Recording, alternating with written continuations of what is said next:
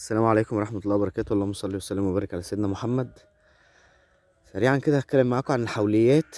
انا جبت زهرة قراولة، شجرة قراولة، والشجرة جميلة خالص وفيها زهر كتير خالص، ومع الوقت ابتدى الزهر يتحرق من تحت. هي القراولة دي ازهار قطف اصلا. يعني ايه ازهار قطف؟ يعني انا بقص عشان يطلع تاني. يعني هي طلعت وفتحت، بقصقص الازهار علشان تديني تاني زهر تاني. لان لو سبت الازهار بالشكل ده هتبتدي تنشف تدريجيا مع الوقت وتموت، وفي نفس الوقت نمو الشجرة بيقل.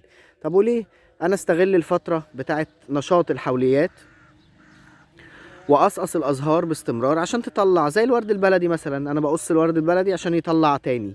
نفس الكلام قطيفة، قراولة، اي ازهار حوليات الزهرة دايمة وبتفضل فترة طويلة على الشجرة، انا بقصقص الزهرة ديت علشان النبات يشتغل تاني ويطلع نموات جديدة، وبالتالي يطلع أزهار جديدة ويفضل يمتعنا بالأزهار طول فترة الشتاء. السلام عليكم ورحمة الله وبركاته.